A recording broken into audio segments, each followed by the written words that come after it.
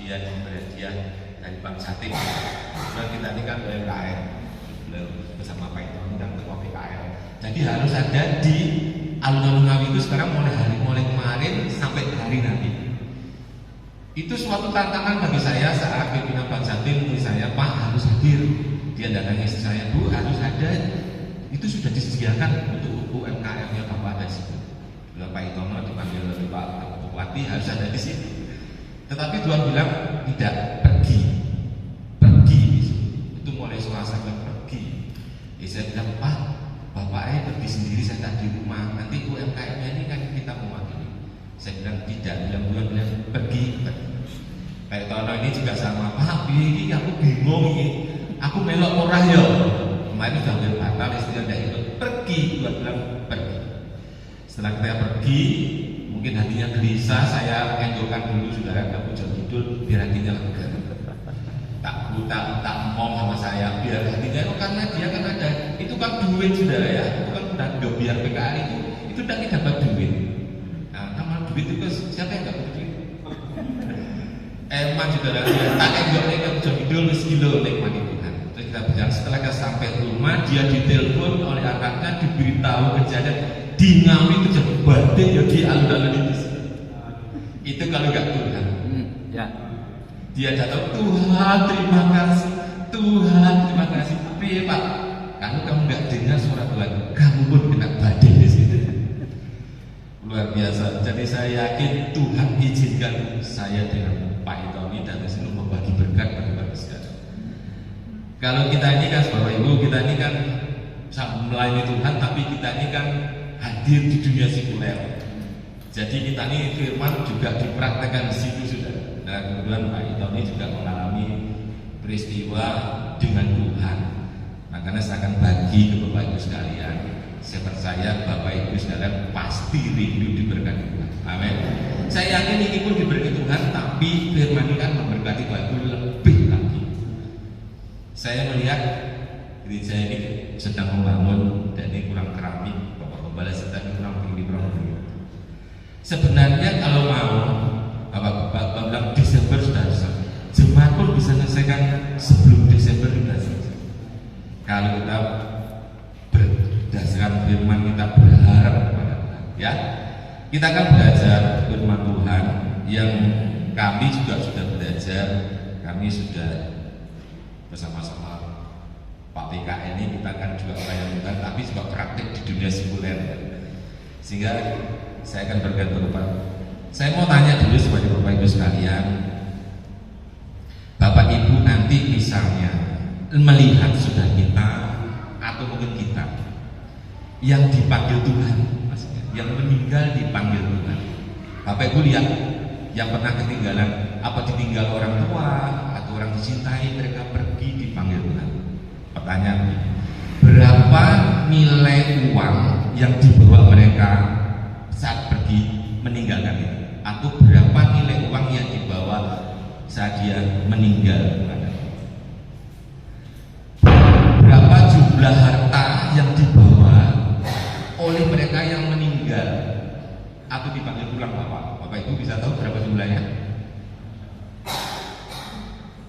RBA berapa jumlah harta saat orang meninggal itu dibawa, ada berapa jumlahnya yang dibawa? RBA jangan senyum. Ada berapa Pak harta yang dibawa oleh orang yang meninggal? Berapa jumlah? Oh enggak ada. Regusit, ada berapa Pak harta yang dibawa atau uang yang dibawa orang yang meninggal? Enggak ada. Lah padahal kita kerja mulai Senin sampai Sabtu Minggu ibadah, kita kerjanya mengumpulkan beli mobil, beli tanah, beli rumah, ada deposito loro, itu terus tinggal kemana? Pak, Bu, kemana duitnya? Buat anak cucu. Buat anak cucu. Saya kirim video sama Bapak Gembala. Kebetulan kita dulu kan Muslim ya, jadi saya ambil dari situ. Saya berkata, hartaku, harta. Setiap manusia di dalam dunia ini punya 3 harta: yang dimakan, yang dipakai, ya disedekah. Selebihnya ditinggalkan anak cucu atau mereka jadi ahli waris ya. Betul. Padahal Tuhan berkata, firman Tuhan berkata, simpanlah hartamu di surga. Simpanlah Hartamu di surga. hartanya Surga. caranya kita.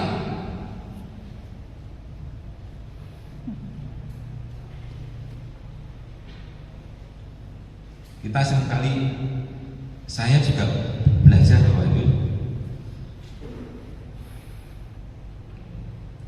harta yang kita kumpulkan setiap hari, yang kita cari berkali-kali Bapak Ibu, itu kemana ya?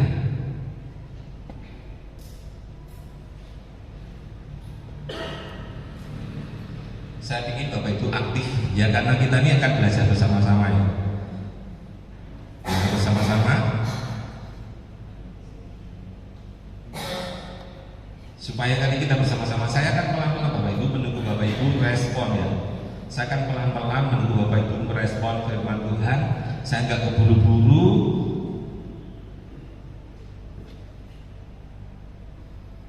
Bapak Ibu, setiap kali kita akan cari duit sehari, seminggu, sebulan dikumpulkan, terus uang itu kita tabung, kita belikan tanah, kita belikan rumah. Terus setelah itu kita meninggal suatu saat dipanggil Tuhan. Kok kita nggak bawa-bawa kan ya lucu. Betul. Padahal kita punya mobil Alphard berhentinya di, pada pipi orang meninggal punya mobil Alphard, berhentinya mobil Alphardnya di mana? Masuk di kuburan apa di sebelum kuburan? Depan pintu. Di parkirannya ya, malah nggak dekat sama kuburan, nggak bisa banyak orang lain. Kita belajar ini supaya kita nanti tidak menyesali setelah kita pulang kita ke Bapak. Ada pada waktu saat orang Mbak Tuhan ngajar saya, nanti kalau kita pulang di surga jangan sampai telanjang ya. Makanya sejak muda kamu saya ajari untuk belajar menyimpan harta di surga. Bapak Ibu, saya ingin berbagi berkat karena sebenarnya banyak firman-Nya, tapi saya nggak terlalu banyak. Saya akan menyuplik saja sebagian. Bapak Ibu kalau lihat di Matius 6 ayat 19 sampai 20 ya, Matius 6 ada muliknya, Matius 6 ayat 19. Yuk. Lah. Kita baca sama-sama ya. Janganlah Kamu mengumpulkan harta di bumi. Di bumi ngengat dan karat merusakkannya. Tetapi 20 tetapi kumpulkanlah bagimu harta di surga. Di surga ngengat dan karat tidak merusakkannya, dan pencuri tidak membongkar serta mencurinya. Saya pikir ini banyak ayat tapi kenapa? Ngengat dan karat ini merusak. Tiba-tiba ini tiba-tiba tidak ada apa-apa terus sakit, merusak. Tapi Tuhan mengajarkan kita untuk menyimpan harta di surga. Gimana Pak caranya? Apa di sini sedia bank surga? Nanti di GPID Narawastu bank surga. Apa ada gitu? Gak ada ya. Mari kita akan langsung saja biar nggak lama-lama. Saya ingin berbagi berkat Bapak Ibu Saudara. Di manakah hartaku yang sesungguhnya? Di manakah harta Bapak Ibu itu yang sesungguhnya? Di dunia ini mobil punya, rumah punya, sertifikat punya, semuanya punya. Itu jumlah harta yang kita pakai cuma 3 macam. Yang dimakan, yang dipakai, dan yang diberikan pada orang lain. Sedangkan selebihnya nanti kalau kita meninggal, anak waris, ahli warisnya yang menikmati, atau anak cucu atau orang lain yang menikmati. Tapi kita harus punya yang namanya harta yang sesungguhnya. Harta, setiap orang harus punya harta yang sesungguhnya. Mari kita buka bersama-sama dalam Injil Lukas 16 ayat 10 sampai 13. Kita akan belajar ayat ini. Lukas 16 ayat 10 sampai 13 ya. Bapak Ibu boleh mencatat pelan-pelan karena ini membuat kita, membuat saya juga membuat Pak Ita ini berubah. Ya, nanti dia bercerita sendiri bagaimana kehidupan mereka dengan Tuhan ya. Kita akan baca bersama-sama Injil Lukas pasal 16 ayat 10 sampai 13. Saya akan baca pelan-pelan, Bapak Ibu juga dengan pelan-pelan ya. Ayat 10. Barang siapa setia dalam perkara-perkara kecil, ia setia juga dalam perkara-perkara besar. Dan barang siapa tidak benar dalam perkara-perkara kecil, ia tidak benar juga dalam perkara-perkara besar. Konteksnya ini berbicara tentang mamon. Mamon bahasa aslinya mamona, atau disebut dengan harta, atau lebih spesifik dengan disebut dengan uang. Ya, ayat ini dalam bahasa terjemahnya yang lebih mudah lagi dikatakan barang siapa jujur dengan perkara kecil itu duit. Barang siapa jujur dengan uang, maka dia pun akan jujur dengan yang lebih besar lagi. Barang siapa yang benar dengan uang, maka dia akan lebih benar, atau lebih katakan lebih hidupnya lebih dapat dipercaya. Ayat 11, jikalau kamu tidak setia dalam hal mamon yang tidak jujur, siapakah yang akan mempercayakan kepadamu harta yang sesungguhnya? 12, dan jikalau kamu tidak setia dalam hartanya orang lain, siapakah yang menyerahkan ke hartamu sendiri kepadamu? 13, seorang hamba tidak dapat mengabdi kepada dua tuan, karena di demikian ia akan membenci yang seorang dan mengasihi yang lain, atau ia akan setia kepada yang seorang dan tidak mengindahkan yang lain. Kamu tidak dapat mengabdi kepada Allah dan kepada mamon. Kita bicaranya hari ini tentang mamon. Mamon berasal dari bahasa Arabnya mamona tadi ya, uang. Kita akan urus tentang uang. Hari ini kita belajar tentang uang karena kita setiap hari butuh uang. Siapa yang tidak butuh uang? Ternyata semua butuh. Mau ke gereja pun butuh uang. Kalau uangnya cukup, ibadah pun bersuka cita. Betul? Kalau kita punya uang nggak bisa berangkat, apalagi punya tekanan nggak punya duit, kita di gereja kan cemberut saja. Berarti yang bergembira sekarang banyak lu? Ya nggak juga ya. Kita kan baru satu lesson Bapak ya. Sekarang apa? Barang siapa setia dalam perkara-perkara kecil, ia setia juga dalam perkara-perkara besar. Dan barang siapa tidak benar dalam perkara-perkara kecil, ia tidak benar juga dalam perkara-perkara besar. Jadi intinya ini, barang siapa yang tidak jujur, tidak beres dengan uang, maka dia hidupnya tidak beres juga. Intinya parameternya adalah duit. Kenapa kok duit Pak? Di ayat terakhir nanti duit itu mamon itu disamakan Allah menyamakan dirinya dengan mamon. Allah menyamakan dengan mamon. Kedudukan. Jadi duit pun bisa menjadi seperti Allah. Maka kita harus sangat hati-hati. Ya. Ayat 11, jikalau kamu setia dalam hal mamon yang tidak jujur, siapakah yang akan mempercayakan kepadamu harta yang sesungguhnya? Jadi kalau kita tidak setia dengan, tidak jujur dengan harta, dengan uang, maka kita sebenarnya tidak punya apa-apa. Nah, saya akan rangkum. Ayat 10, ayat 11, ayat 12 itu pasti begini maksudnya. Setiap Bapak Ibu yang bekerja, saya harus praktek kalau tidak praktek ini. Bapak Ibu kalau bekerja dalam sehari itu mesti dapat yang namanya uang, ya. Yang bekerja dalam sehari dapat uang pas sehari. Kalau dalam satu minggu berarti upahnya mingguan atau tiap satu dapat duit. Tapi dalam satu bulan Bapak Ibu dapat upah bulanan. Di dalam upah uang yang kita dapat ini di sini, ini sesungguhnya ada hartanya, ada uangnya orang lain menurut Lukas.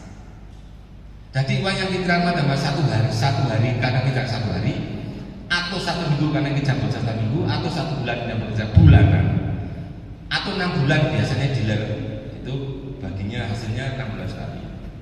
Itu di dalamnya uang yang kita peroleh ini itu ada uangnya orang lain. Nanti yang orang lain nanti tak bahas yang berikutnya. Sehingga kita lihat dulu yang ngumpul. Saya dapat gaji 100.000 sehari misalnya. 100.000 ini ada uangnya orang lain Pak. Maksudnya ayat 10, 11, 12 ya. Misalnya sekarang kita bahas kitab Lukas, di Lukas pasal yang ayat 10, 11 ya. Kalau saya kerja 1 hari, 1 bulan, ini dapat gaji. Ini di dalamnya ini ada uangnya orang lain. Ada hartanya orang lain. Sebenarnya harta orang lain ini harta kita sebenarnya. Kan kita yang dapat setiap hari. Untuk pilih saya. Tapi ini sebenarnya di dalamnya ini tersirat. Di Lukas ditulis ini ada duitnya miliknya, bukan milik kita, miliknya orang lain. Ya. Kalau ini tidak saya ambil, miliknya orang lain tadi tidak saya ambil, tapi tak pakai semua, ini enggak saya ambil, tak pakai semua. Kalau haknya orang lain tak ambil, namanya apa? Mencuri. Balik ke A. Kalau saya punya gaji sekarang ini 100.000 sehari, di dalamnya itu ada miliknya orang lain. Lah kalau miliknya orang lain tadi tidak saya kasihkan, tidak saya keluarkan, tetap tak masukkan dompet saya, tak buat belanja sendiri. Jadi miliknya orang lain tak pakai belanja dan tak kasihkan. Namanya apa? Mencuri.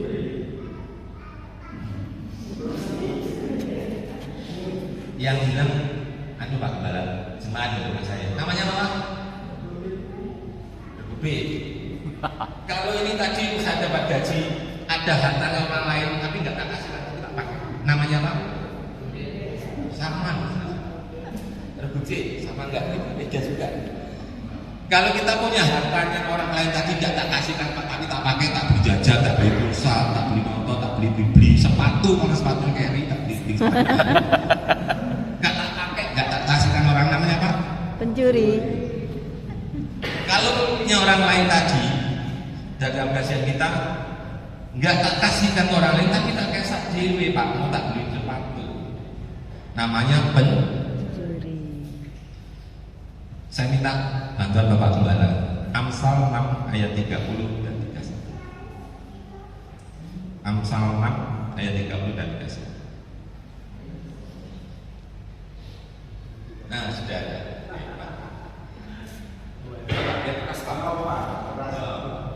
Amsal pasal 6 ayat 30 dan 31. Apakah seorang pencuri tidak akan dihina apabila ia mencuri untuk memuaskan nafsunya karena lapar? Ayat 31. Dan kalau ia tertangkap, haruskah ia membayar kembali 7 kali lipat?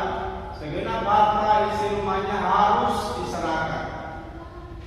Apakah seorang pencuri tidak akan dihina apabila dia mencuri untuk memuaskan nafsunya karena lapar? Kalau ditangkap bayarnya berapa? 7 kali gitu. Nangkap bayarnya berapa Bu? Pak? 7? Cukup 7 kali? Tidak. Seluruh isi harta rumahnya harus diserahkan. Ini ayat ini dialami Pak Dim. Nanti biar kesaksian sendiri. Jadi kalau kita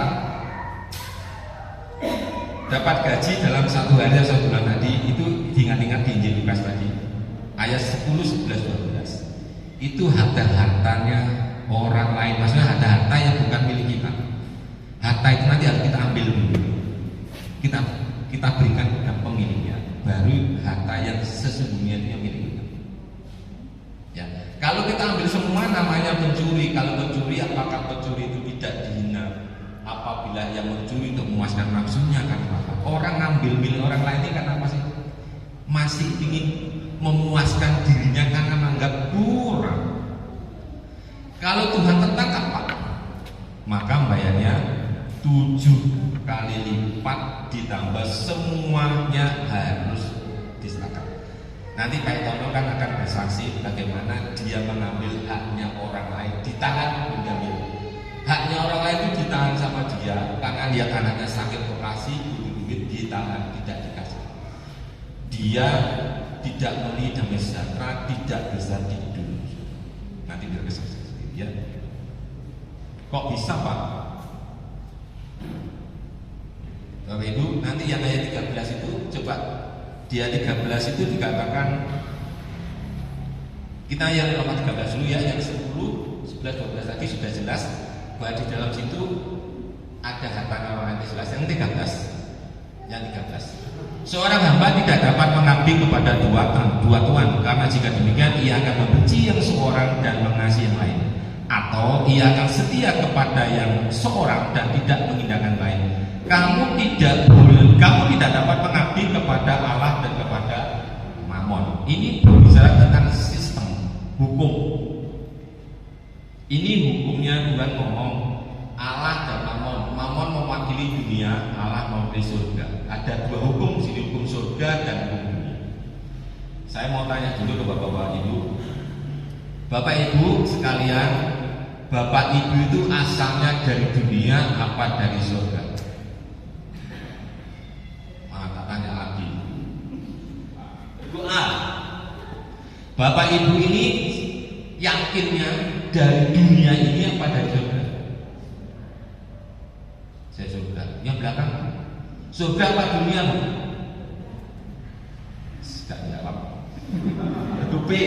Bapak Ibu di tengah-tengah B ini, Bapak Ibu asalnya itu dari mana? Dari bumi ini, dari dunia ini apa di surga? Gak lupa mobil. Regusin. Bapak Ibu, maaf saya bertanya terus terang karena saya ingin Bapak Ibu berkata, Bapak Ibu ini asalnya dari mana? Dari surga apa dari dunia? Dari surga. Bapak Ibu ragu ya dari surga? Coba Yohanes 14, Yohanes 17 ayat 14, 15, 16. Ya. Yesus sebelum disalib minta kepada Bapak, dia doa sama Bapak surga di sini. Ini salah satu aja ya, nggak semua saja. Aku telah memberikan firman-Mu kepada mereka dan dunia membenci mereka karena mereka bukan dari dunia, sama seperti aku bukan dari dunia. 15.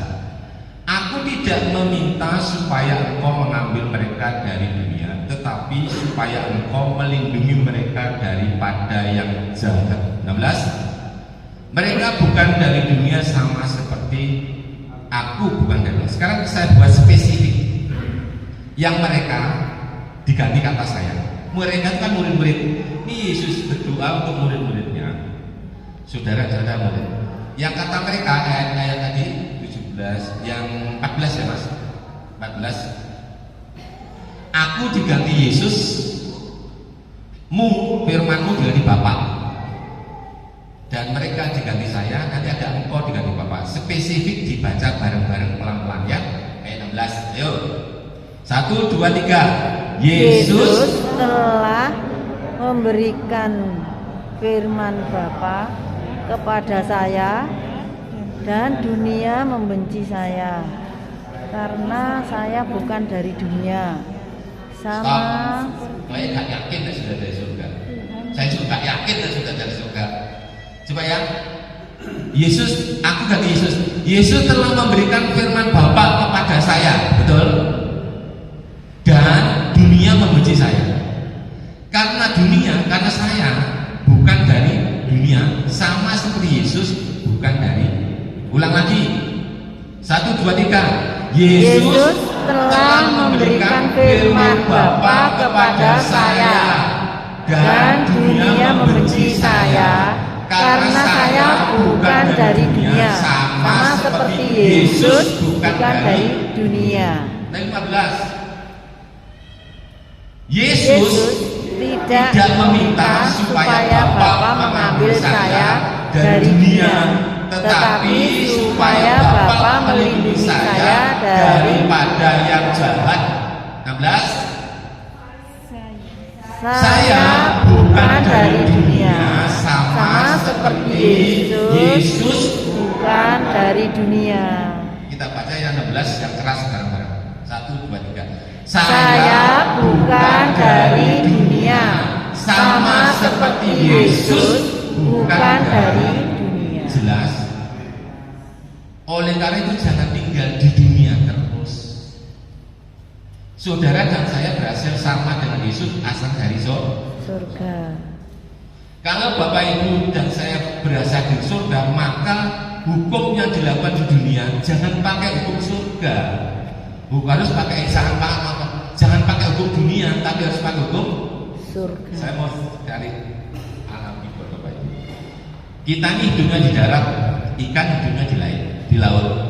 Pada waktu Bapak Ibu menyelam ingin tahu dasar laut, maka Bapak Ibu kan menyelam ke dalam laut. Kalau kita menyelam dalam kondisi sekarang ini langsung masuk yur 10 menit ngambang langsung apa? Inal. Wa innalillahi wa inna. Tapi kalau Bapak Ibu pakai perlengkapan, ada perlengkapan renangnya, ada oksigennya, ada perlengkapannya. Bapak Ibu nyemplung ke laut, belum dia bisa foto-foto karang di sana, foto-foto. Bisa karena apa? Bisa terus melayang di dalam laut itu lama karena pakai perlengkapan. Yesus sebelum disalib, dia minta kepada Bapak untuk jaga kita. Makanya Bapak Ibu dikasih perlengkapan tinggal di dunia. Sekarang ini di dunia ini kan butuh kita apa sih Pak? Saya butuh uang Pak. Waduh, mata duitan. Gak ada Pak Ibu. Bahwa pendeta pun pendoa saat kan butuh duit, gak butuh duit. Lah caranya ngambil duit kalau saudara hidup berdasar dunia, saudara seperti orang nyemplung ke dalam laut, belum tapi gak pakai perlengkapan. Kristus ada dunia kondisi yang bergoncang.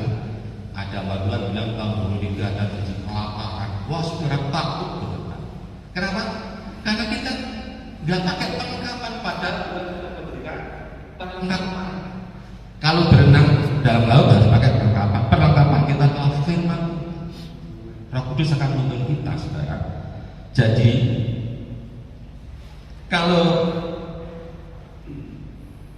kita sudah jelas bahwa saya dan Yesus sama, bukan dari dunia, maka Bapak Ibu kalau ingin tidak tergilas dengan keadaan dunia ini, hiduplah menggunakan hukum surga.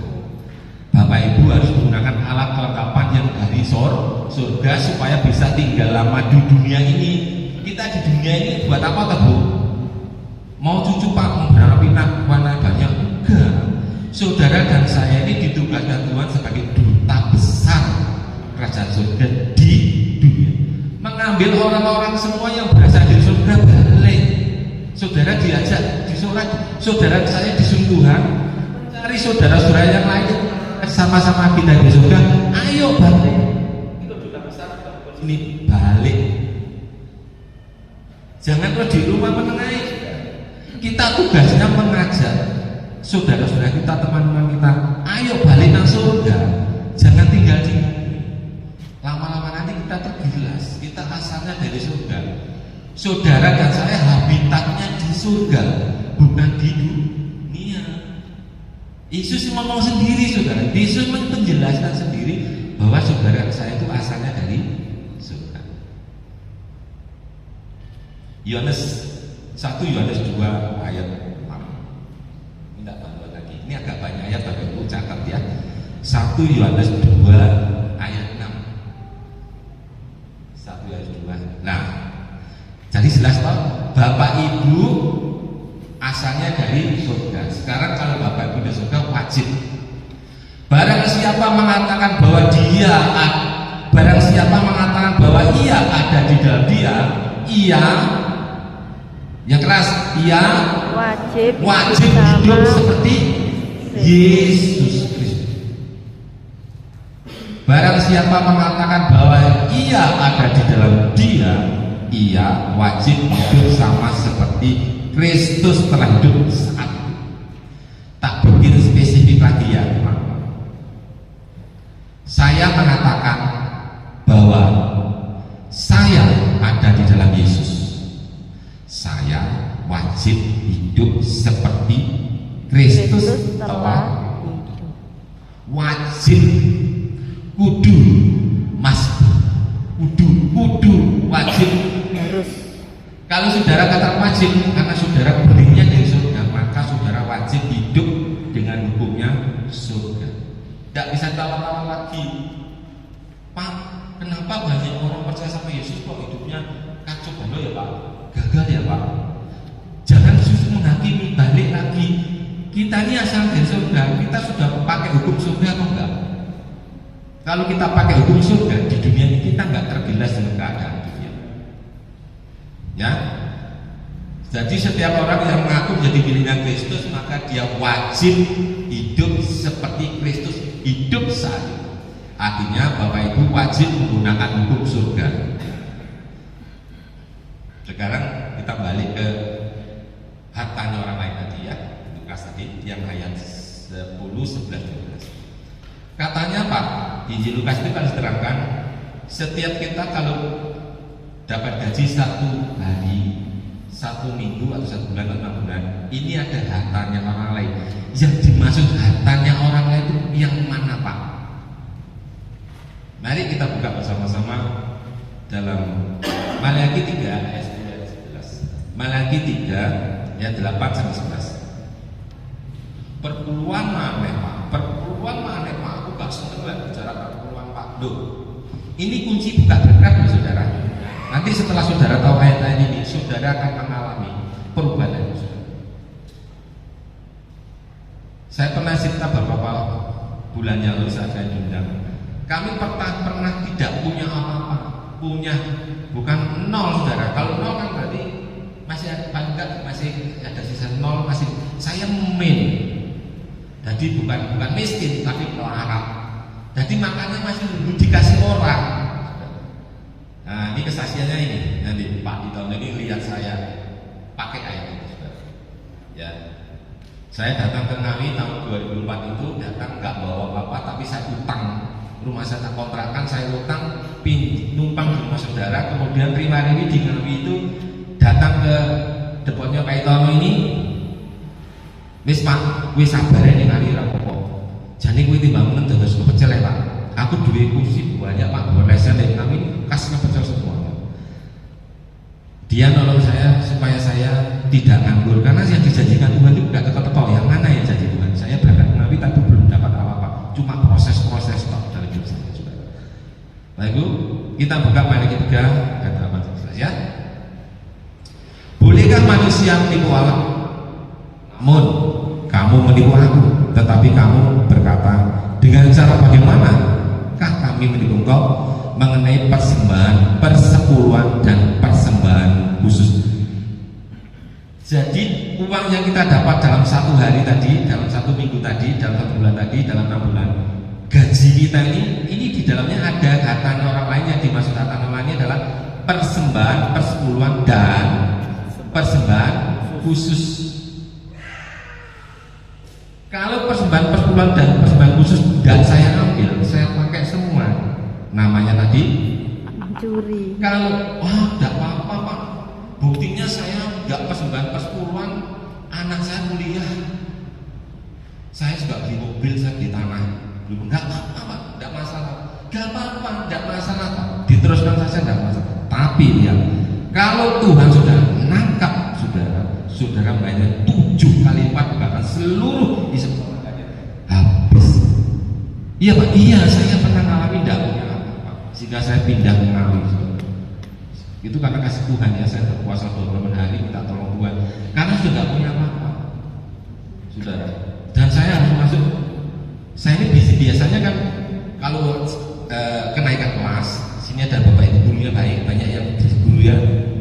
Kalau naik kelas, kenaikan kelas siswa itu biasanya ada murid-murid yang tidak naik kelas karena saya ada di Malang Kota, maka itu murid-muridnya kebanyakan kelas-kelas orang-orang yang berduit. Dia datang, Pak, anak saya ini tidak mau sekolah Pak. Dia bisa nggak minta tolong Bapak dari kelas 1 ini naik kelas 2. Bisa tapi tidak sekolah di sini, pindah sekolah. Baik Pak.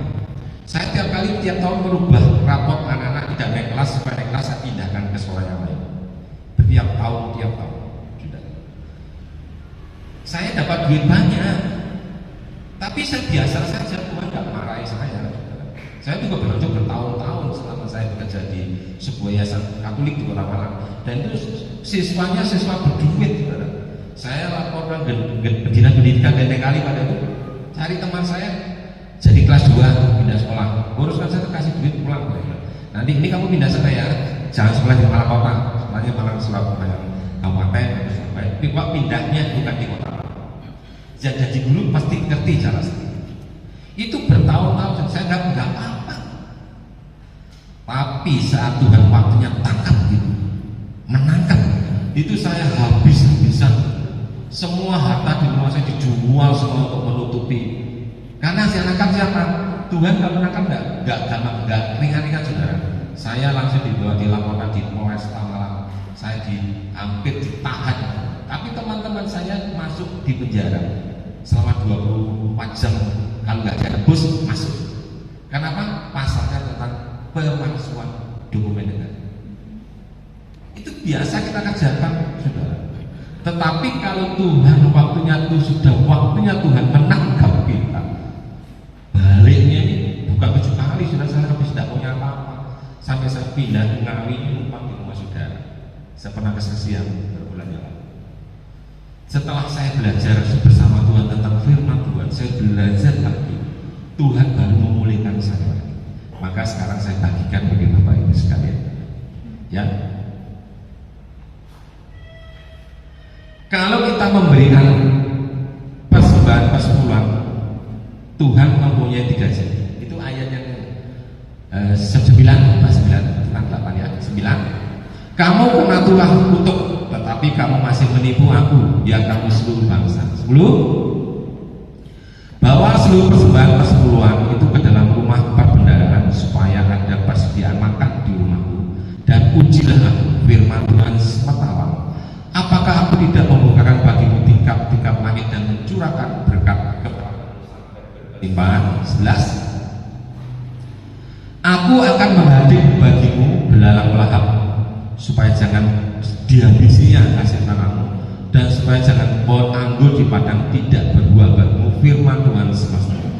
Kalau kita memberikan persembahan persepuluhan, Tuhan itu berjanji 3 hal. Jadi kalau berjanji itu berlaku 2 orang saya sama Tuhan. Kalau saya memberikan persembahan persepuluhan dan persembahan khusus, maka Tuhan itu memiliki 3 janji pada kita. Yang pertama, Dia akan membuka tingkap langit. Yang kedua, akan mencurahkan berkatnya sampai berkelimpahan. Dan yang ketiga, menghadik belalang pelahap. Pak, saya ini rutin nih Pak, memberikan persembahan sepuluhan. Juga persembahan khusus, bahkan pendeta ini tak sanggup nih Pak, berarti kan rutin. Tapi kenapa ya Pak, kok hidup saya kok gak berubah ya? Usaha saya ini ya naik, malah turun ini makan Pak. Tiba kendaraan saya juga dicuri orang, jadi kayak banyak kesialan ya Pak. Kenapa ya? Ini pertanyaannya saya muncul dan muncul di saya. Jadi saya untuk membahas.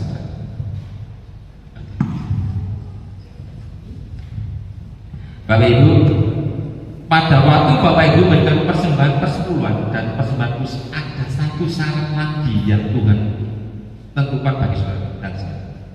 Apa Pak syaratnya? Yuk buka lagi ya, Matius 5 ayat 23 dan 24. Matius 5 ayat 23 dan 24. Syaratnya banyak. Silakan ya, Matius 5 23 dan 24. Saya baca ya. Sebab jika engkau mempersembahkan persembahanmu di atas mezbah, dan engkau teringat akan sesuatu yang ada di dalam hati saudaramu terhadap engkau, terus tinggalkanlah persembahanmu di dalam mezbah itu, dan pergilah berdamai dengan saudaramu, lalu kembali mempersembahkan. Saya memberikan persembahan di dalam gereja, mau berangkat tak masuk. Tetapi Tuhan bilang, kalau ada sesuatu di dalam hatimu terhadap saudaramu, jangan dimasukkan dulu, tahan, tapi berdamai. Ya, loh, Pak, saya harus berdoa, bahkan berpuasa, tapi doa saya tetap gak dijawab. Satu lagi, Matius 11 ayat 25 26. Matius 11. Pada Matius 11 ya. Dan jika kamu berdiri, Matius 11 26. Maaf kok nggak sama ya. Saya baca ya, nanti cari ayatnya ya. Matius 11 25 26 ini tersalahnya, tapi mungkin saya salah nyatet ya. Dan jika kamu berdiri untuk berdoa, ampunilah dahulu sekiranya ada barang sesuatu dalam hatimu terhadap seseorang, supaya juga Bapamu yang di surga mengampuni kesalahan-kesalahan kamu. Tetapi jika kamu tidak mengampuni, maka Bapamu di surga juga tidak akan mengampuni kesalahan-kesalahan kamu. Syarat memberikan persembahan tadi, ini yang uang yang gaji saya mau tak ambil 1/10-nya untuk persembahan khusus dan persembahan tumbuhan tak ambil. Mau masukkan di dalam gereja ini ada syarat, ada syaratnya. Satu, jikalau ada sesuatu terhadap saudara di dalam hatimu, maka jangan dimasukkan dulu, tapi berdamai dengan saudara. Ini hal tentang memaafkan. Maaf, saya berikan contoh. Saya punya teman dulu bagian di sini bagian gitar ya Pak, Mas. Sekarang sehat-sehat saja, beliau di sini lagi. Misalnya saya memaki-maki, marah-marah sama sahabat saya yang baik yang di belakang, tak marah itu karena tiba-tiba hati saya maki-maki dia, tak marahi sama dia. Sahabat saya ini tidak merasa salah, tidak merasa apa, baru datang dari luar kota, baru masuk ke Peta, tapi ketemu saya kok tak maki-maki, tak marah. Bapak Ibu saya tanya, yang harus minta maaf saya apa beliau? Yang marah-marah dengan pembala. Pada waktu saya marah-marah sama Pak Niko, maki-maki Pak Niko, tak marahin, pakai Pak Niko nggak salah sama saya. Yang utama saya tuh Pak Niko. Yang nggak bisa tidur saya tuh Pak Niko. Bapak Ibu, kalau saya maki-maki Pak Niko, pasti Pak Niko nanti hatinya gelisah. Tapi saya tidurnya. Berarti yang ada sesuatu di dalam hatinya nggak bisa tidur siapa? Pak Niko. Yang harus minta maaf sesungguhnya siapa? Firman ajari yang gelisah itu yang minta maaf. Jadi bukan yang maki-maki, yang maki-maki masih tidur, ngorok itu nggak apa-apa. Tapi yang sakit hatinya, yang merasa tersakiti itu harus minta maaf.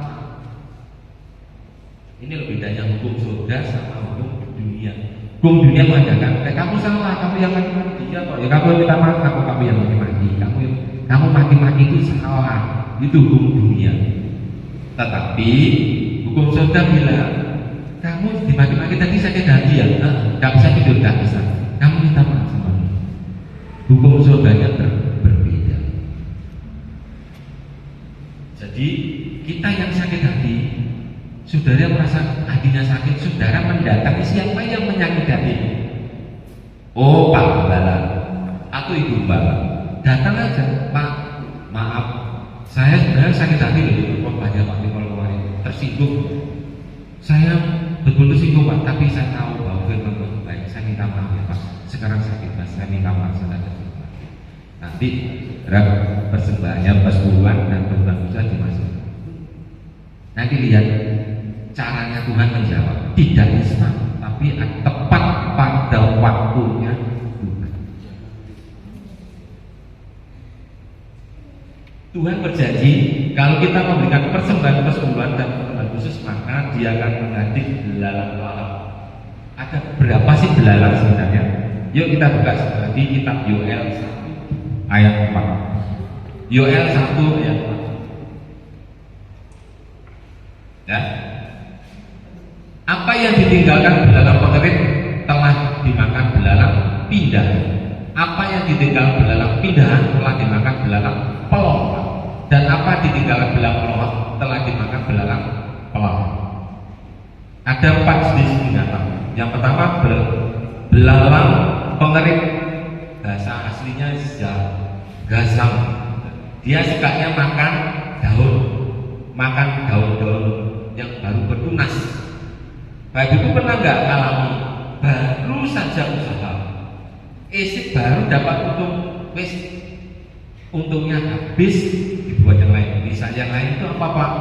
Ada keluarga tiba-tiba sakit masuk rumah sakit butuh duit, tiba-tiba sepeda motor jatuh berganti sepeda motor, tiba-tiba pernah ya? Itulah disebut dengan belalang pengerit. Yang kedua ada belalang pindahan, bahasanya apa itu sukanya makan buah. Ono bagine, ono untungnya wis hilang. Yang ketiga belalang melompat. Waktunya cepet ya. Yang ketiga belalang lompat itu suka makan pohon. Suka makan pohonnya. Yang keempat belalang yang pelahapnya, yang lagi Tuhan belalang pelahap itu memakan akar pohon. Tuhan menghadik belalang. Sekarang nggak ada belalang Pak. Dunia ini sudah nggak ada belalang. Tapi nggak ada penipu. Penipu masih ada, pencopet masih ada. Yang merugikan kita masih ada. Tapi kalau kita memberikan persembahan persembahan dan persembahan khusus, maka sisanya tadi ini dijagai Tuhan dari belalang, 4 macam belalang. Maka ini bisa menjadi berkat bagi kita. Terus ada 7 prinsip dalam memberikan persembahan dan khusus. Tapi nggak saya bahas semua karena waktunya sangat panjang. Saya ngambil prinsip yang ke-7. Di situ dikatakan bawalah persembahan Tuhan itu ke rumah Tuhan supaya ada persediaan makan di tempat di gereja. Pak, mengapa kok persembahan Tuhan itu bawa ke gereja? Pak, persembahan Tuhannya ini ada prinsip ya, tapi nggak saya baca semua nanti. Kenapa kok harus dibawa gereja? Kita berpuluhannya hanya di gereja lokal. Kenapa? Karena gereja itu yang melayani kita mulai kita lahir baru, dibaptis, nanti kita menikah, kan ada ulang tahun, ada sampai kematian, gereja yang ngurus. Makanya sudah selayaknya persembahan Tuhan itu diberikan ke gereja lokal. Tujuannya apa Pak? Supaya ada persediaan makan di tempat di gereja. Ya, persediaan makan itu ditulis dalam Alkitab bahasa aslinya dengan kata terek. Terek itu makanan sehari-hari. Jadi di gereja ini supaya ada makanan sehari-hari, bukan makanan pesta, tapi makanan sehari-hari. Ada yang tanya tadi begini, pada waktu saya melayani di gereja lain, dia langsung Pak. Tapi kalau saya berikan persembahan di gereja itu gembalanya sering mewah waktu. Itu beli. Saudara tidak perlu ngurusi gembala ini. Gembala ini bertanggung jawab sendiri sama Tuhan, tidak ada urusan lagi. Kita mengerjakan hak kita sebagai benih besar surga. Kita menjalankan hukum surga yang kita lakukan. Sedangkan gembala kita itu tanggung jawabnya sendiri Tuhan. Apa ya sama? Iya, gembala sudah punya kewajiban yang sama memberikan persembahan. Sehingga dalam firman berkata, camkan orang yang menabur sedikit akan menuai sedikit, tapi orang menabur banyak akan menuai banyak. Adalah masing-masing memberikan dulu kerelaan hatinya dengan jangan sedih dan paksaan, sebab Allah mengasihi orang yang sekarang memberikan persepuluhan dan persembahan khusus itu tidak dengan paksaan, tapi dengan hati yang suka-suka. Saya mau minta bantuan satu orang saja, maju ke depan sini. Mas boleh bantu saya? Ya. Bagaimana cara memberikan persembahan Tuhan Bapak Ibu itu berkenan kepada Tuhan dan saudara bisa mendapatkan lipat ganda. Artinya hidup Bapak Ibu itu dalam perlindungan Tuhan, dinamil itu. Ya, hasilnya Bapak Ibu dapat itu dijagai. Maksudnya itu tidak sampai ada belalang yang habiskan benih yang baru. Ya, ini ada uang sebenarnya 5. Bapak pegang. Kasihkan sebelah sini 1 lembar, terserah mau pilih semuanya. Ya, nanti satu sini 1 lembar, terserah pilih semua, terserah. Sana 1 lembar, ya. Bapak Ibu lihat ekspresi. Mas Christopher ini lihat nanti ekspresi. Cara berkata persembahan Tuhan ini ada 5. Kasih satu sini terserah mana yang disukai. Sini masuk mana disukai sama. Ya, silakan. Mana yang disukai? Terus sebelah sini mana yang disukai? Nah, terus sebelah sini terserah mana yang disukai. Lihat ya websitenya. Ya, sudah ada ini. Tinggal berapa? Nah, tinggal 2 saya ambil. Pada waktu dia memberikan tadi susah nggak? Senyum. Senyum. Kenapa senyum? Karena bukan miliknya. Betul?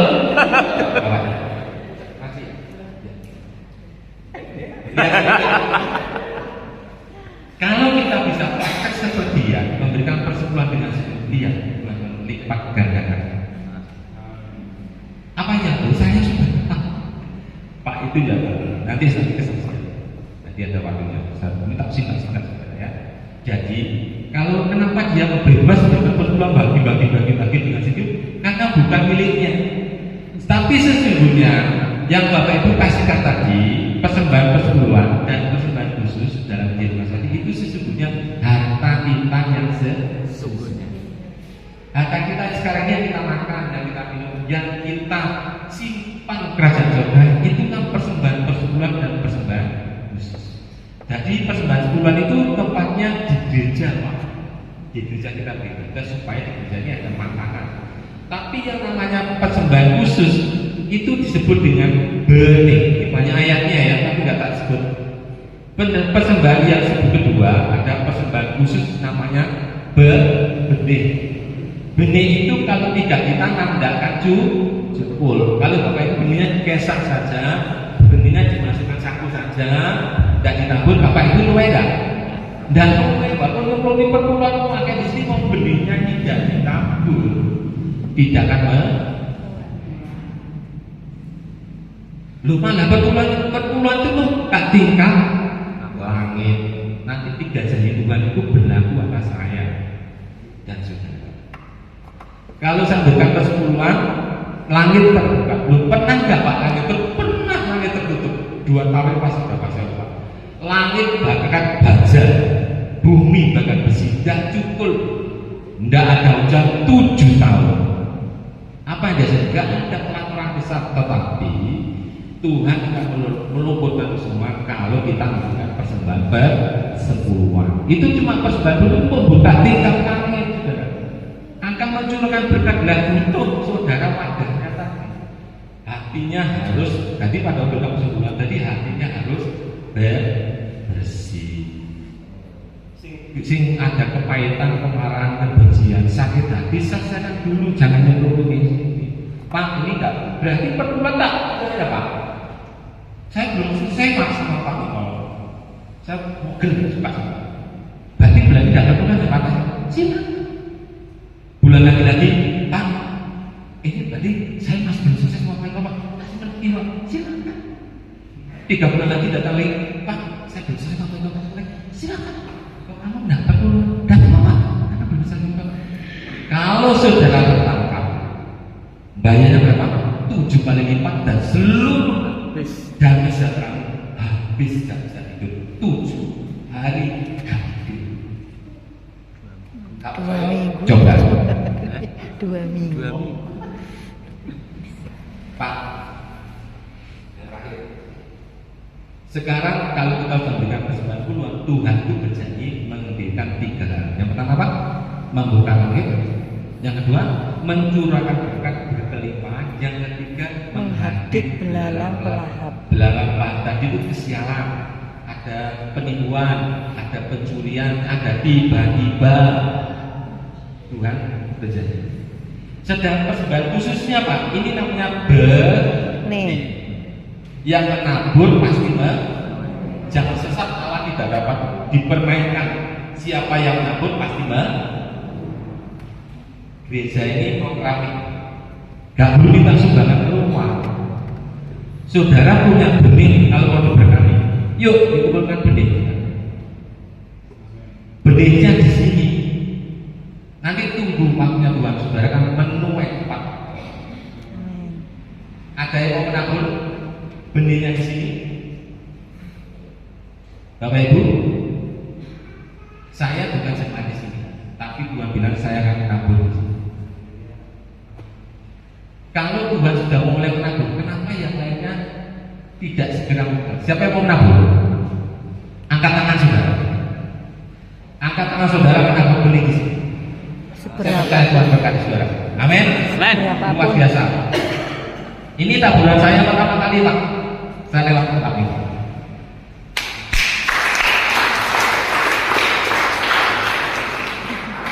Itu benih. Saya kehilangan, bukan milik saya. Tadi loh bagi-bagi. Tertawa. Bukan milik saya. itu benih. Saudara, jemaat tidak perlu minta bantuan ke orang lain.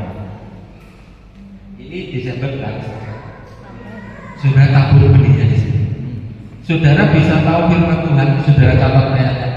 Saudara bukan, ujilah kata Tuhan. Ujilah dia. Apa dia pernah berbohong? Tidak.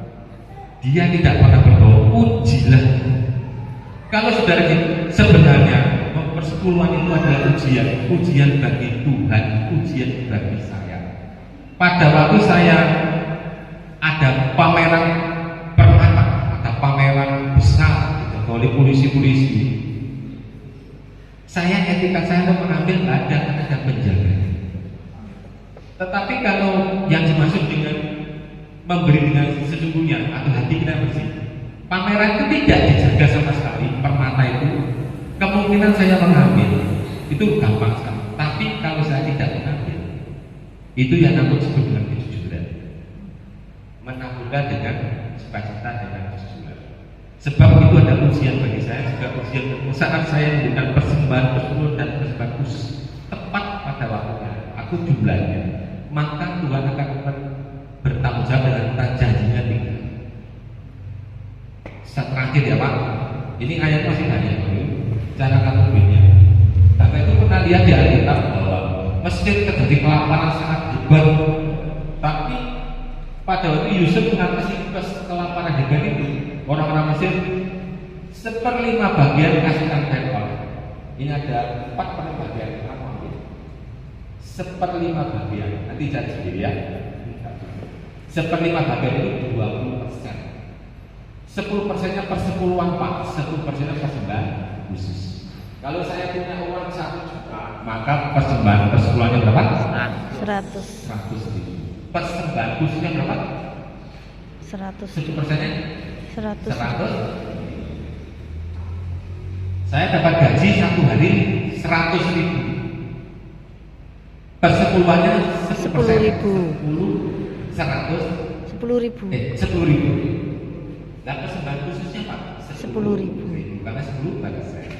Yang 20% ditabung, yang 60% dibuat operasional. Ini ada ayatnya banyak, tapi enggak saya bagi karena waktunya. Nanti beliau juga kesaksian ya. Hari ini ibadah yang istimewa karena sangat panjang ya. Jadi Bapak Ibu bagi uang dengan Alkitab itu 10% persembahan persepuluhan, 10%-nya persembahan khusus itu termasuk transport ke gereja, kolektor, memberikan benih gereja ini. Yang persembahan persepuluhan itu wajib karena itu membuka tingkat langit. Tapi persembahan khusus itu 10% itu setelah dipotong transport ke gereja, kolektor, itu namanya benih. Sisanya tabur semua Pak buat di keramik, tabur Pak buat di pasir, tabur Pak bagi semua. Yang 20% Pak ditabung, harus ada tabungannya ditabung. Yang 60% buat operasional.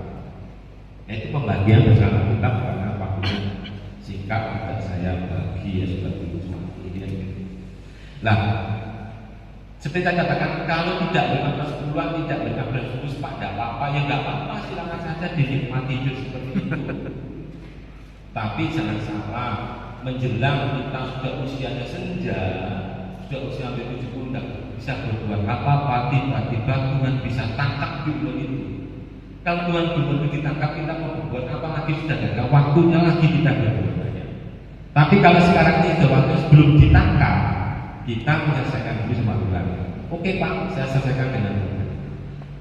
Bapak Ibu ingat firman Tuhan di Lukas, barang siapa tidak setia dengan perkara-perkara kecil, maka dia juga tidak setia dengan perkara-perkara besar. Barang siapa tidak benar dengan uang, maka dia pun tidak benar. Parameternya duit, mau diberkati, atur duit saudara baik-baik. Seperti saya juga belajar, terus belajar. Saya undang Pak Bisitoro ini bersaksi sebagai bentuknya ya, supaya Bapak Ibu tahu membuktikan bahwa ada orang yang menahan. Orang ini sudah tahu tentang Tuhan, sudah mengalami kasih karunia Tuhan, sudah percaya Yesus, sudah mengalami berkat, tapi dia menahan persembahan persepuluhan dan persembahan khusus, maka dia tidak bisa tidur dan gelisah. Akhirnya jam istirahatnya diambil. Ya, silakan Pak. Puji Tuhan Bapak Ibu Saudara sekalian, sering kita melihat bahwa Maliaki 3:10 buat di luar sana itu adalah sebuah konsep, tapi konsep yang melarang. Tetapi bagi kita yang sudah menangkap sebuah kebenaran, Maliaki 3:10 itu konsep untuk terjadi pelipat gandaan berkat Tuhan atas hidup kita. Saudara percaya hal itu? Saudara bisa akan saksikan, yaitu menahan untuk memberikan persepuluhan. Ini terjadi tahun 98. Itu sudah lama, saudara. Tetapi sepanjang hidup saya tidak bisa lupakan peristiwa ini. Dulu saya bekerja di sebuah jasa keuangan, atau sekarang istilahnya leasing. Dulu ada namanya Putra Surya Multidana. Itu miliknya keluarga Cendana, itu miliknya Bapak Bambang Triatmojo. Itu aku leasing terbesar se Asia Tenggara dan kami di situ ada di dalamnya. Geger krisis moneter tahun 98, semua yang berbau Cendana rasanya waktu itu benar-benar dihapus, dipangkas, termasuk jasa keuangan. Lewat pengadilan niaga kami dinyatakan pilot. Dan Madiun Raya, jadi Madiun Magetan, Ponorogo, Ngawi, itu sekitar karyawan ada 200 sekian. Akhirnya waktu itu dikepras, saudaraku. Jadi dikepras dan di PHK, masing-masing mendapatkan pesangon, termasuk saya. Waktu itu saya sudah punya level, saudara, ada job, saya sudah punya anak buah. Waktu itu saya punya dapat pesangon tahun 98 itu sekitar 36.700.000. Akhirnya saudara tahu itu. Tapi saudaraku, memang saya jujur, sejak muda kami dengan waktu itu pacar saya ini, yang saya menjadi istri saya, kita memang setia dalam hal perempuan. Karena waktu itu sebelum kami kerja di jasa keuangan, kami bekerja di sebuah dealer, ada bayaran satu. Tapi kan tidak terlalu berat, 100.000. Kita bayaran sekian ratus, 10 bulan kita. Ketika kita mendapat istilah Jawa duit organ 36.700.000, saya 600.000, kita ambil 3.700.000. Abon tidak, saudara? Abon tidak akan ngomong. Saya katakan ngomong kosong jalan. Alah santai, itu tidak, saudara. Saya butuh pergumulan selama 2 minggu. Dengan anak satu waktu kecelakaan, kakinya ini patah, dibawa Solo ke rumah sakit Dr. Un. Karena itu akan menyenangi anak sudah karena anak kecelakaan. Bayanganku duit 3.700.000 kuwi, nanti anakku pulang tak kok spring bed, tak kok TV gede, tak kok bisa dibayar, tak setar ke lagu anak-anak. Karena waktu anak saya baru 2,5 tahun kecelakaan. Saudaraku, dari ini ke itu uang sudah saya sisihkan, sudah saya taruh di amplop dan sudah saya taruh di bawah pakaian. Jadi untuk menghindari, setiap Sabtu saya berangkat ke Solo pilih anak saya dari gereja untuk menahan perburuan. Ketika itu saya menahan, ya itu pernah terjadi apa? Saya tidak bisa tidur. Saya menahannya selama 2 minggu, tetapi 2 minggu itu pula saya tidak bisa tidur. Saudara bisa bayangkan, nah ada mau mulai suatu rurong di mana kalau mau awak, tapi saya 2 minggu saya tidak bisa tidur. Wah, gelisah, duduk sama kulit. Sebab istri dan anak ada di rumah sakit Solo, dokter pun saya di rumah sendirian. Saudaraku, saya sadar roh ini musik koyak-koyak, tapi ada sesuatu juga yang lain. Ton, duit 3.700.000 sih boleh yang ayo dinikmati. Ada sisi lain yang makan, tapi di sisi lain, ayo lakukan yang terbaik. Berikan sesuatu. Saudaraku, gejolak batin ini luar biasa. Sampai saudaraku, damai sejahtera saya hilang.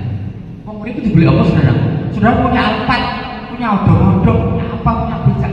Tapi kalau tidak ada damai sejahtera, buat apa? Damai sejahtera saya hilang. Saya sadar, dan ketika waktu berjalan, waktu itu hari Sabtu, saya berangkat ke Solo. Pilihan saya, saudaraku, itu amplop saya bawa. Dalam hati saya sudah komitmen. Tuhan, ini memang aku bawa hadirat. Saya bawa ke Solo. Saya ngomong dengan anak saya, "Kok iki uang Tuhan. Nanti sore bapak pulang, besok bapak ibadah. Ini dikasih ke Tuhan ya." Loh iya bapak, tidak apa-apa. Ketika kami ngomong dengan anak saya seperti itu, saudaraku, saya tuh plong. Malam itu saya tidur nyenyak, gak dioyak-oyak. Begitu minggu saudara perjalanan saya taruh itu di kotak persekutuan, plong. Damai sejahtera bilang, makanya saudara bisa katakan, jangan sekali-sekali menghani nama itu persekutuan. Selesaikan mas di luar, saya itu datang persekutuan di bawah. Sebab persekutuan itu saudara, kita sudah pegang kunci berkat. Padahal persekutuan itu hakikat apa? Baru kita mengembalikan, saudara, belum memberi. Tapi Tuhan tak kuasa kunci untuk membuka berkat. Saudaraku, sekarang dampaknya apa yang saya rasakan ketika saya harus nyemplungke 3.700.000 hasil sepersekolah bersama saya. Saudaraku, saya tuh tidak tahu kalau anak saya itu ternyata di backup oleh perusahaan, dan perusahaan asuransi namanya Allianz. Cuma waktu itu kantor tidak ngomong dengan saya, betul Pak Itono kerja yang baik, anak apa sana ngurusi, pikir sing ngurusi ya paling bojoku karo baik. Ternyata tidak, saudara. Jadi dari hari ke hari saya tuh selalu datang ke kasir, Mbak, anakku sudah apa Mbak? 3 hari kemudian, Mbak, atas nama gajinya berapa? Oh sekian juta Pak. Itu rasanya tambah. Rasanya yo emang kasih itu ke kasir ya. Ini kenapa ya? Coba kita harus lakukan. Apa ketika hari Jumat malam ya Bu ya, kita kasih tahu Pak spesialis ortopedinya. Besok anak sudah bisa pulang, besok urus ya ke bagian administrasi ya. Saya harus bayar 12 juta, tetapi 12 juta saya tidak mengeluarkan uang sama sekali. Aku kok tanda tangan. Karena apa? Ternyata sudah di-backup sama kantor. Satu kali itu saudara. Dari penutup itu ngatus Tuhan gandakan menjadi 12 juta. Padahal saya sudah berangkat ke kasir. Tuhan kok yang saya aku meluput. Tuhan Pak Itono cukup tanda tangan aja sudah semua sudah di-backup sama perusahaan. Tolong itu ngatus Tuhan ganti dengan 12 juta. Delalah, aku tuh dia bojo kok ya orang royal. Jadi uang sisa pesangon saya tuh masih utuh 1 tahun. Jadi bojoku udah, oke, gue tuku mas-masan, tuku sepatu, ngarep apa udah. Tuhan ingatkan saya bahwa saya belum punya rumah. Dari uang sisa pesangon, dari hasil saya tak boleh saya nyeleng-nyeleng. Tuhan ingatkan bahwa saya belum punya rumah.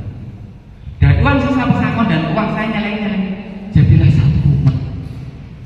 Tuhan lipat gandakan, tidak tahu berapa kali lipat.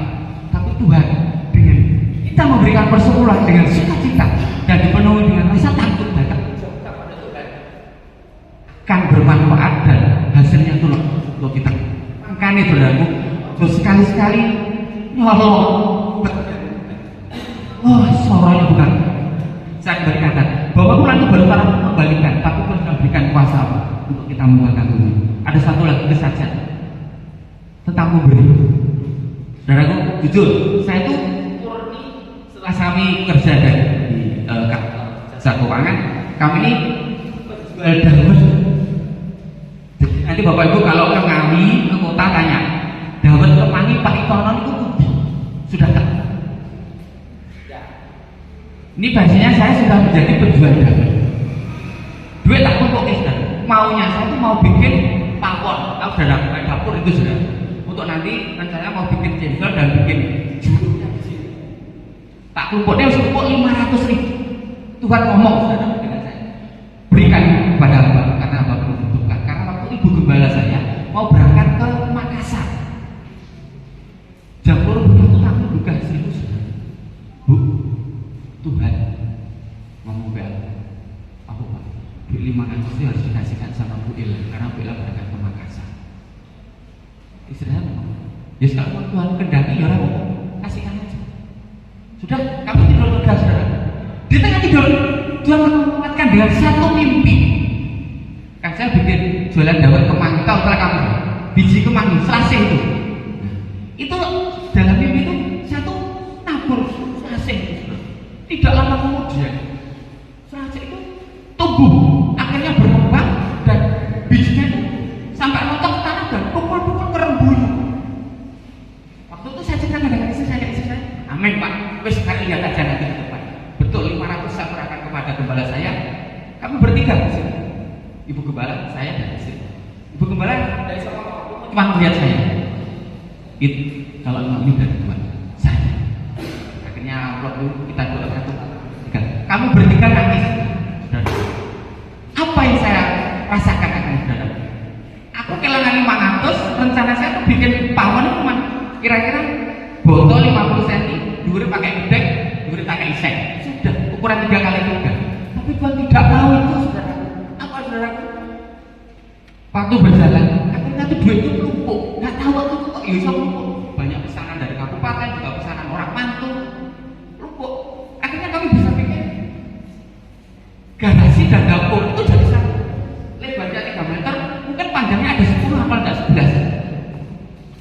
Dari 3 kali 3, kok gede? Tidak mau tuh. Tuhan isen anak itu. Tuhan berikan apa? Batu bata. Amin. Tidak lama aku Tuhan isi dengan satu. Saudaraku, Tuhan itu tidak tangan. Ketika Tuhan katakan berikan, saya tidak ada interaksi dengan Bapak Gembala, cuma jadi salaman aja. Gereja membutuhkan kami. Kalau nanti malam atau pulang dari gereja Tuhan mengatakan berikan, jangan sudah katakan yes Tuhan, aku siap. Ada multiplikasi berkat yang akan disediakan buat Bapak Ibu Saudara. Amin. Dan dari usaha Bapak Ibu Saudara sekalian, itu akan ada kemuliaan. Mungkin Bapak Ibu yang jual teh, yang jual soto, jual kurungan manuk, dari situ Tuhan akan mencurahkan berkatnya. Amin. Amin. Saudaraku, saya ingat ada satu kisah ini baru aja saya tengah beberapa hari yang lalu ketika saya dengan Pak Edi itu bertemu staf Sekbinda untuk membicarakan tentang e-katalog lokal yaitu yang berhubungan dengan UMKM. Saya pulang, saya ikuti komsel, kan saya ada komsel. Kebetulan istri saya kan PKS. Saya mau ke situ, pikir saya ya suka ini dulu, makan sebubur nasi goreng atau gorengan. Setelah kami berdoa amin, ada yang kecil-kecil perkara di kempot. Aneh, itu sudah terjadi dalam lama.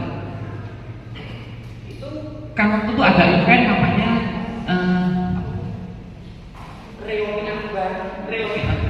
Reuni Akbar SMP Negeri 2 kami. Kebetulan saya dan istri termasuk alumni SMP 2 di situ.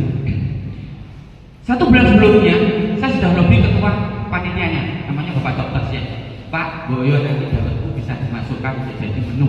Oh iya Pak itu, karena orang itu biasa langganan di tempat saya. Oh ya Pak itu, siap tak, beres. Kok tak ya. Sampai kurang seminggu dan data berapa Pak? Saya nemoni dia akhirnya nelpon sama EO-nya. Wah Pak, anggarannya Pak dalam habis. Ya pokoknya habis, udah ada snack, makan pagi dan makan siang. Itu kalau apa sekitar 2 sampai 3 ribu kurang. Tapi Pak enak Pak sih. Terus gini Mas, sambil saya tuh Pak itu duit itu selalu tanggung bayar. Anu Pak, semesterannya anakku sini aja Pak. Kamu bikin tenda di situ. Kowe tak kayak restu, kowe dodolan iku. Saudaraku, sekian bulan saya ngumpulin duit itu dapat 1.240.000. Padahal saya harus bayar semesteran anak saya 3.640.000. Hari Sabtu tak hitung itu sudah 1.240.000. Hari Minggu ada event di Kempot. Kami memang kebetulan anggota Aspiro itu, kami dapat restu untuk kamu berjualan di sini. Apa yang terjadi? Tuhan cukupkan dengan saya hari itu jualan daging.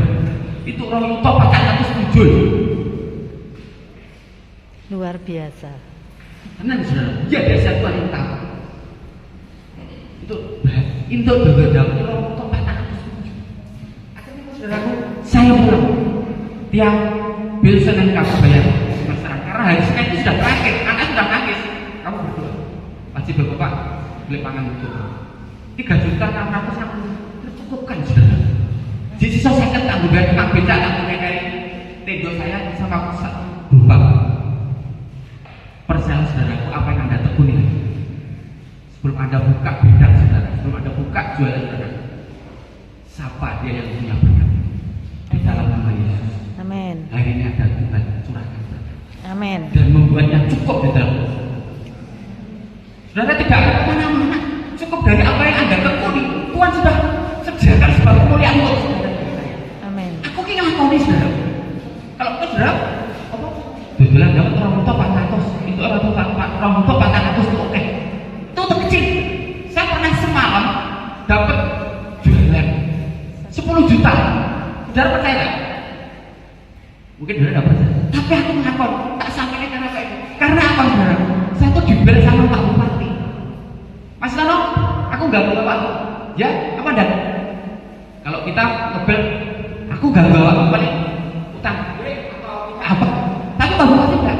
Aku titip, kalau boleh, nah awakmu siap. Aku pesan es, berapa dah?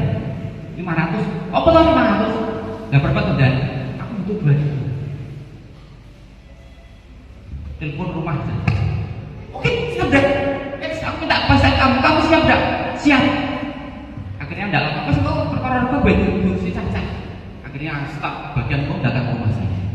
Tak kaya dari 5.000. Setiap hari kami jual 8.000 karena kami bulannya aren asli. Jadi tidak campuran ini. Sampai sekarang pendopo aku dapat tahun itu masih. Itu bukan karena saya. Saya yang punya berkah. Amin. Mengiring Pak Bupati. Loh. Amin. Amin. Saudara, hal ini bisa terjadi kepada saudara semuanya. Asal Anda satu hal, jangan sepelekan tentang persembahan dan persembahan. Itu kuncinya di sini. Datanya berkali-kali beri keperluan persembahan khusus atau mungkin saling berbagi. Saudaraku, mantapkan hati saudara sebagai pedagang ataupun sebagai PNS ataupun sebagai TNI. Dimanapun akan Anda diberadakan, di situ Tuhan akan kerjakan sesuatu untuk semuanya. Berikan dan suatu lagi. Allah, terima kasih. Saya memberkati.